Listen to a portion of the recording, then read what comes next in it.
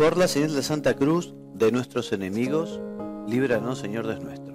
En nombre del Padre, y del Hijo, y del Espíritu Santo. Amén. Señor mi Dios mío, creo firmemente que estás aquí, que me ves, que me oyes. Te adoro con profunda reverencia, te pido perdón de mis pecados y gracia para hacer con fruto este rato de oración. Madre mía Inmaculada, San José, mi Padre y Señor, Ángel de mi guarda, intercedan por mí. Queridos hermanos, continuemos con la meditación de la exhortación del Papa Francisco Gaudete et Exsultate, esta invitación que nos hace a ser santos en este tiempo. Y ya comenzamos con el quinto y último capítulo de la exhortación, que arranca con el número 158, y su título es Combate, Vigilancia y Discernimiento. El Papa comienza diciéndonos que la vida cristiana es un combate permanente.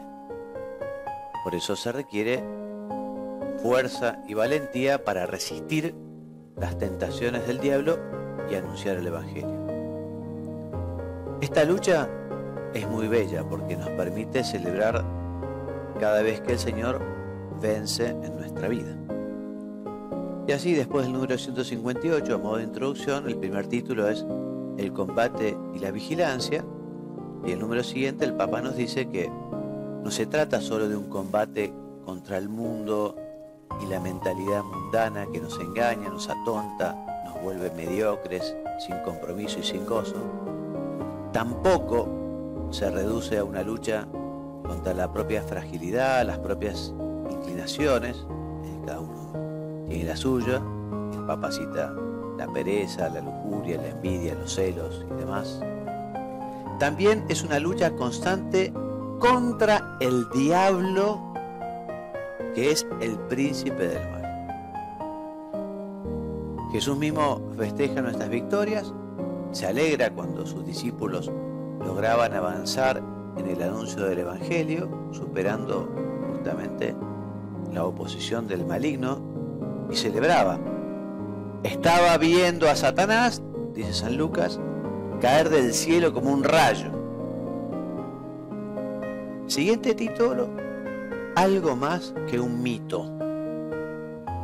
Entonces nos dice el Papa, en número 160, que no aceptaremos la existencia del diablo si nos empeñamos en mirar la vida solo con criterios empíricos y sin sentido sobrenatural.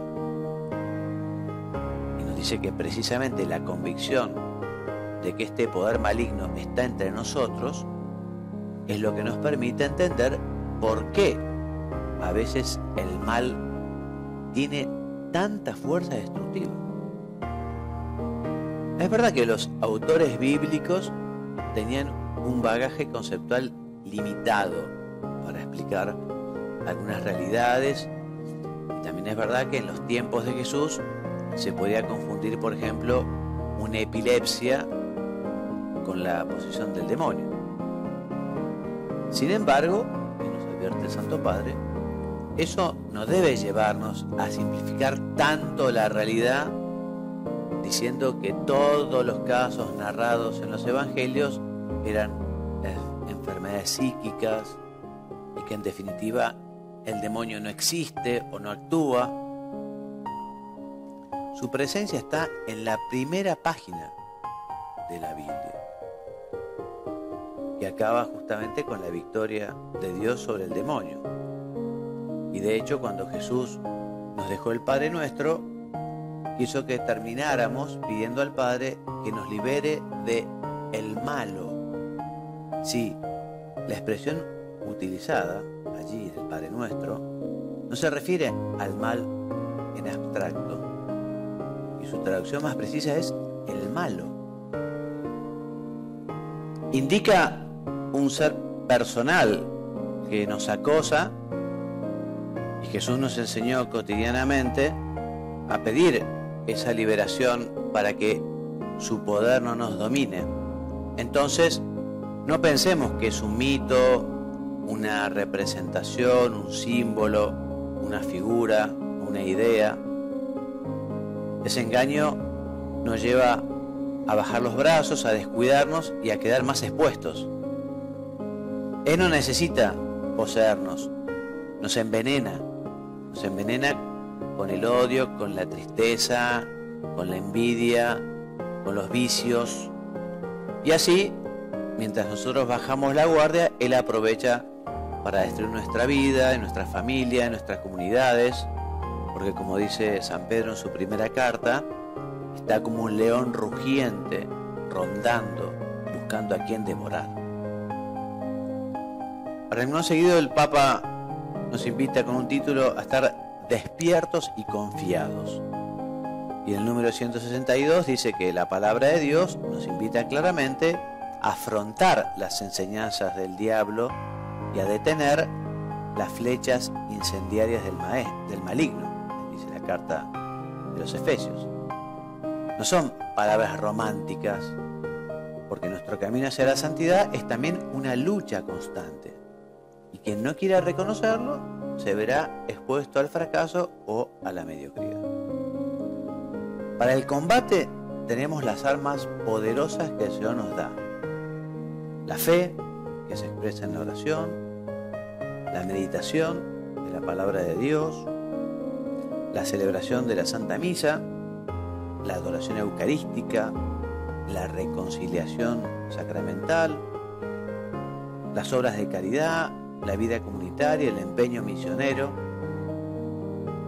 Si nos descuidamos, nos seducirán fácilmente las falsas promesas del mal, porque como decía el santo cura Brochero, ¿qué importa que Lucifer te prometa liberar y aún os arroje al seno de todos sus bienes si son bienes engañosos, si son bienes envenenados? En este camino, el desarrollo de lo bueno, la maduración espiritual y el crecimiento del amor son el mejor contrapeso ante el mal. Por eso, cuando a veces vienen las personas a charlar un rato conmigo y nos dicen que tiene miedo del demonio, digo, mira, vos sos una persona que habitualmente reza, que estás en gracia de Dios. El demonio está siempre sujeto a Dios, así que no tenés por qué tener ningún miedo. Además, rezá, ¿no? O eventualmente también se recomienda en las casas echar agua bendita. El demonio huye despavorido del agua bendita, es una muy linda bendición. Costumbre, incluso todas las noches antes de dormir, un poco de agua bendita en la cama, se hace de la cruz, así no hay ningún espíritu maligno, Pero, como dice el Papa en este número 163, este es el camino, el desarrollo de lo bueno, la maduración espiritual, el crecimiento del amor son el mejor contrapeso ante el mal. En cambio, nadie resiste si opta a quedarse en un punto muerto, si se conforma con poco, si deja de soñar con ofrecerle al Señor una entrega más bella, menos aún si cae en un espíritu de derrota, porque el que comienza sin confiar perdió de antemano la mitad de la batalla y entierra sus talentos. El triunfo cristiano es siempre una cruz, pero una cruz que al mismo tiempo es bandera de victoria, que se lleva con una ternura combativa ante los embates del mal. Siguiente título, la corrupción espiritual. Y el Papa fundamentalmente nos va a hablar de lo que se ha entendido así tradicionalmente por asedia o tibieza, ¿no? Tibieza.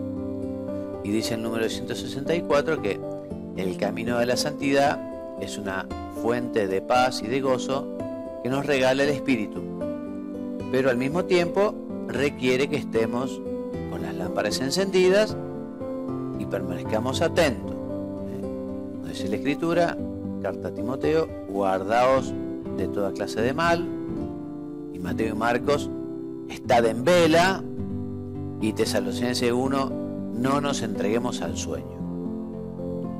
Porque quienes se sienten que no cometen faltas graves contra la ley de Dios pueden descuidarse en una especie de atontamiento o adormecimiento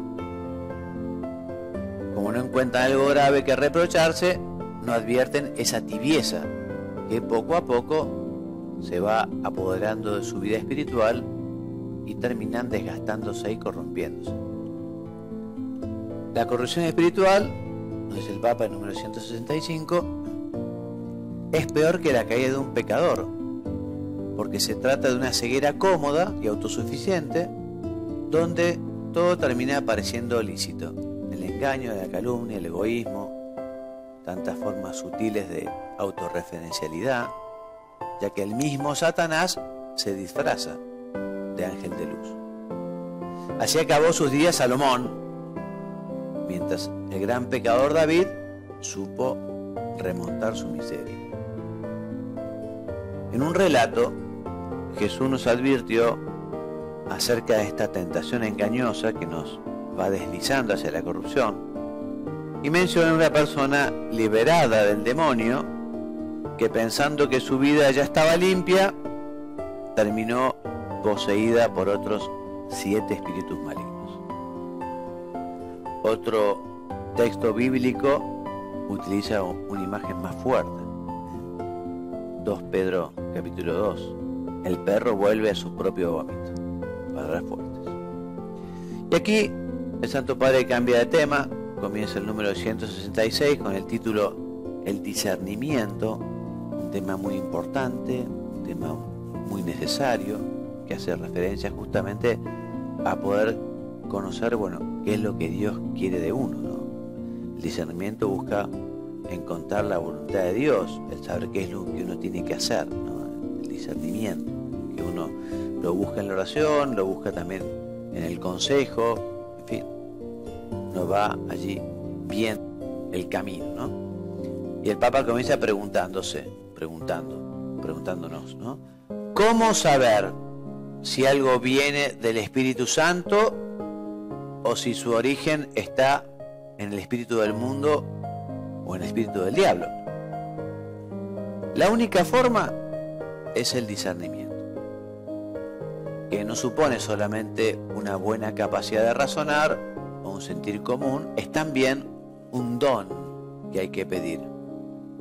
Si lo pedimos confiadamente, al Espíritu Santo, y al mismo tiempo nos esforzamos por desarrollarlo con la oración, la reflexión, la lectura y el buen consejo, seguramente podremos crecer en esta capacidad espiritual.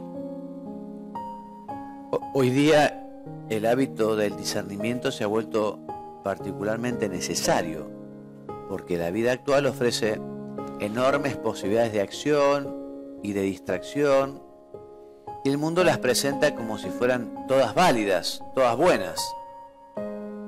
Todos, pero especialmente los jóvenes, están expuestos a un zapping constante, y es posible navegar en 2 o 3 pantallas simultáneamente e interactuar al mismo tiempo en diferentes escenarios virtuales.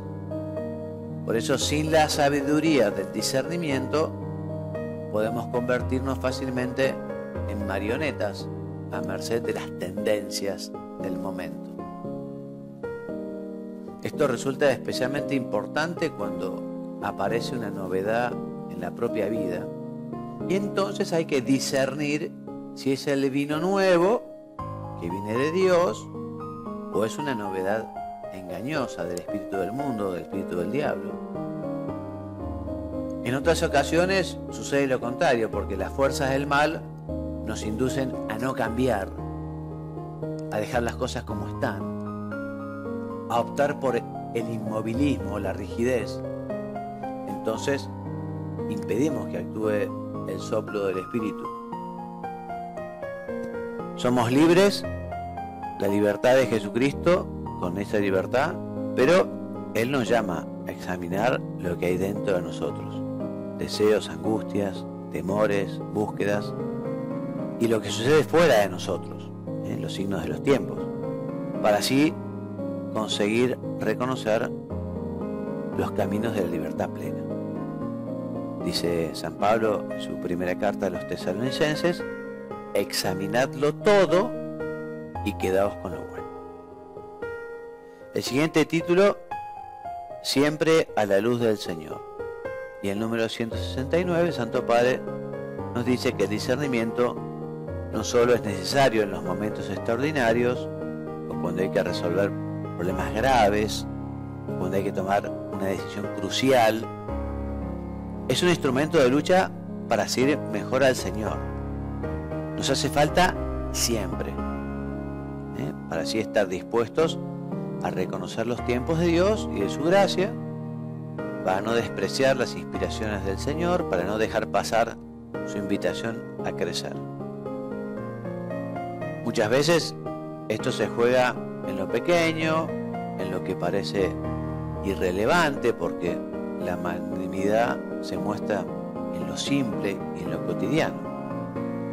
O sea, se trata de no tener límites para lo grande, para lo mejor y más bello, pero al mismo tiempo concentrados en lo pequeño, en la entrega de hoy. Por lo tanto, dice el Papa, pido a todos los cristianos que no dejen de hacer cada día, en diálogo con el Señor, que nos ama, un sincero examen de conciencia. Y al mismo tiempo, el discernimiento nos lleva a reconocer los medios concretos que el Señor predispone en su misterio de amor para que no nos quedemos solo en las buenas intenciones. Siguiente título, un don sobrenatural. Dice el Papa, es verdad que el discernimiento espiritual no excluye los aportes de sabidurías humanas, existenciales, psicológicas, sociológicas o morales, pero las trasciende. O sea, ni siquiera bastan las sabias normas de la Iglesia. Recordemos que siempre el discernimiento es una gracia, aunque incluya la razón y la prudencia, la supera, porque se trata de entrever el misterio del proyecto único e irrepetible que Dios tiene para cada uno y que se realiza en medio de los más variados contextos y límites. No está en juego solo un bienestar temporal, ni la satisfacción de hacer algo útil, ni siquiera el deseo de tener la conciencia tranquila. Lo que está en juego, nos dice el Papa, es el sentido de mi vida ante el Padre, que me conoce y me ama. El verdadero para qué de mi existencia, que nadie conoce mejor que Él. El discernimiento, en definitiva, conduce a la fuente misma de la vida que no muere, es decir, conocer al Padre, el único Dios verdadero y al que ha enviado a Jesucristo. No requiere el discernimiento, siempre hablamos de él, de capacidades especiales, ni está tampoco reservado a los más inteligentes o los más instruidos. Justamente el Padre se manifiesta con gusto a los humildes. Si bien el Señor nos habla de modo muy variado, en medio de los trabajos, a través de los demás, en todo momento, no es posible prescindir del silencio, de la oración detenida, para percibir mejor ese lenguaje, para interpretar el significado real de las inspiraciones que creemos recibir, para calmar las ansiedades y recomponer el conjunto de la propia existencia a la luz de Dios. Así podemos dejar nacer esa nueva síntesis que brota de la vida iluminada por el Espíritu. Título siguiente, habla, Señor. Y dice el Papa en el número 162 que sin embargo podría ocurrir que en la misma oración evitemos dejarnos confrontar por la libertad del Espíritu que actúa como quiere. Hay que recordar que el discernimiento orante requiere partir de una disposición de escuchar al Señor, escuchar a los demás, escuchar la realidad misma, que siempre nos desafía de maneras nuevas, y solo quien está dispuesto a escuchar tiene la libertad para renunciar a su propio punto de vista, parcial o insuficiente, a sus costumbres o a sus esquemas. Así está realmente disponible para acoger el llamado, que rompe sus seguridades, pero que lo lleva a una vida mejor. Porque no basta que todo vaya bien, que todo esté tranquilo. Dios puede estar ofreciendo algo más. Y nosotros, en nuestra distracción cómoda, sin no querer ver o no querer escuchar, que no lo reconocemos. Tal actitud, sigue diciendo el Papa, de escucha, implica, por cierto, obediencia al Evangelio, como último criterio, pero también al magisterio que lo custodia, intentando encontrar en el tesoro de la Iglesia lo que sea más fecundo para el hoy de la salvación. Tampoco se trata, dice el Papa, de aplicar recetas o de repetir el pasado, ya que las mismas soluciones no son válidas en todas circunstancias. Y lo que era útil en un contexto puede no serlo en otro. Este discernimiento de espíritu nos libera de la rigidez que no tiene lugar y ante el perenne hoy de Jesús resucitado. Únicamente el espíritu sabe penetrar en los pliegues más oscuros de la realidad y tener en cuenta todos sus matices para que emerja con otra luz la novedad del Evangelio. El siguiente título es La lógica del don y de la cruz. La lógica del don. Y el número 174, el Papa nos dice que una condición esencial para el progreso en el discernimiento es educarse en la paciencia de Dios y en sus tiempos, que nunca son los nuestros. Él no hace caer el fuego sobre los infieles, ni permite a los celosos arrancar la cizaña que crece junto al trigo. También se requiere generosidad, porque hay más dicha en dar que en recibir. No se discierne para descubrir más le podemos sacar a esta vida, qué más le podemos sacar a esta vida, sino para reconocer cómo podemos cumplir mejor esa misión que se nos ha confiado en el bautismo. Y eso implica estar dispuesto a renunciar hasta darlo todo. Porque la felicidad es paradójica y nos regala las mejores experiencias cuando aceptamos esa lógica misteriosa que no es de este mundo, como decía San Buenaventura, refiriéndose a la cruz. Esta es nuestra lógica, es la lógica de la cruz, la lógica de Jesucristo, que es distinta a la lógica del mundo. Si uno asume esta dinámica, entonces no deja anestesiar su conciencia y se abre generosamente al discernimiento. Cuando escrutamos ante Dios los caminos de la vida, no hay espacio que queden excluidos. En todos los aspectos de la existencia podemos seguir creciendo y entregarle algo más a Dios, aún en aquello donde experimentamos las dificultades más fuertes. Pero hace falta, nos vuelve a recordar el Santo Padre, hace falta pedirle al Espíritu Santo que nos libere y que expulsa ese miedo que nos lleva a vedarle su entrada en algunos aspectos de la propia vida. El que lo pide todo también lo da todo y no quiere entrar en nosotros para mutilar o debilitar, sino para plenificar. Esto nos hace ver que el discernimiento no es un autoanálisis ensimismado, una introspección egoísta, sino una verdadera salida de nosotros mismos hacia el misterio de Dios, que nos ayuda a vivir la misión a la cual nos ha llamado para el bien de los hermanos. Y hasta acá el Santo Padre termina el capítulo 5 y el Santo Padre se despide terminando la exhortación apostólica. Ya en el número 176 el Santo Padre nos dice: quiero que María corone estas reflexiones, porque ella vivió como nadie las bienaventuranzas de Jesús.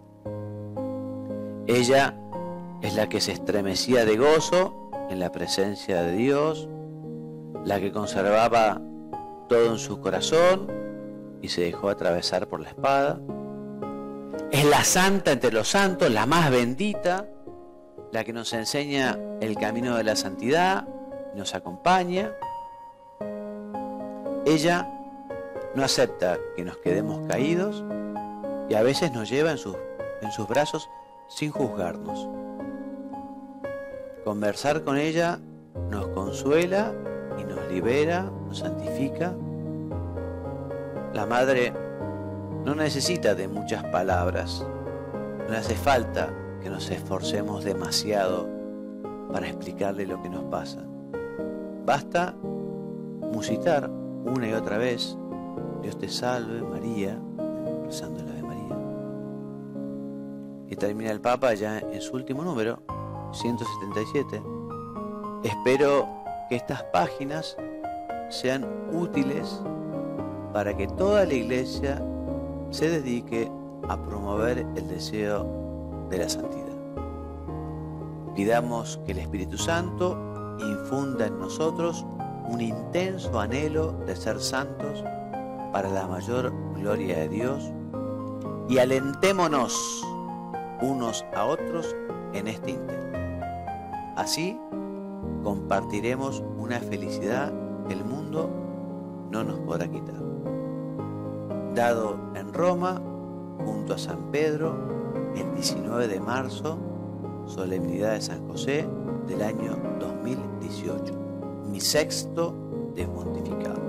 Firmado Francisco. Y terminando la meditación, bueno, le damos gracias a Dios por esta exhortación, le damos gracias a Dios porque el Papa Francisco ha querido recordarnos de una manera muy clara, muy práctica, cercana, la importancia que tiene santo, por ser cada día mejores, por ser cada día más buenos hijos de un Padre que tenemos, un hermano Jesucristo, Espíritu que está en nuestro corazón. Siga cuidando a Santo Padre, al Papa Francisco, en este camino. Es muy duro llevar la Iglesia sobre la espalda. Recientemente nos invitaba a rezar el rosario en este mes de octubre por la Iglesia y pedirle a la Virgen: su tumplecido, bajo tu protección nos acogemos, Santa Madre de Dios, no desoiga nuestras súplicas y líbranos de nuestras necesidades. Y pidamos también, dice el Papa, al Arcángel San Miguel que proteja a la Iglesia, y nos invitaba a que recemos esa oración compuesta por el Papa León XIII. El Papa León XIII tuvo una visión y el Papa San Pablo VI, evidentemente canonizado, nos decía, ¿no?, como también el humo de Satanás había entrado por las grietas de la Iglesia, ¿no? Y el Santo Padre nos invita a rezar. Así que bueno, con esta idea también de un agradecimiento grande al Santo Padre y de un compromiso a rezar por él, a rezar por la Iglesia y a decidirnos una vez más a luchar por tratar de ser mejores, por ser más buenos, por ser más santos, terminamos este ciclo de meditaciones sacando algunos propósitos y sobre todo decidiendo a no dejarnos vencer nunca por la tibieza, por la asedia, porque todos tenemos caída. El santo no es el que tiene un boletín inmaculado, lo decíamos al inicio, sino el que se levanta y vuelve a empezar. Y nuestro querido Señor Jesucristo nos ha dejado el sacramento de la reconciliación para pedir perdón y para darnos la gracia, y nos ha dejado el sacramento de la Eucaristía, su cuerpo y su sangre para alimento. Tenemos los medios para ser santos. Depende de nosotros. De la ayuda de Dios no faltará nunca. Gracias, Madre nuestra, por acompañarnos en este camino. Sabemos que nunca nos abandonás. Nosotros ahora nos comprometemos a no dejarte a vos. Y terminamos con la oración con la que empezamos. Te doy gracias, Dios mío, por los buenos propósitos, afectos e inspiraciones que me has comunicado en esta meditación. Te pido ayuda para ponerlos por obra. Madre mía Inmaculada, San José, mi Padre y Señor, Ángel de mi guarda, intercedan por mí. En el nombre del Padre, y del Hijo, y del Espíritu Santo.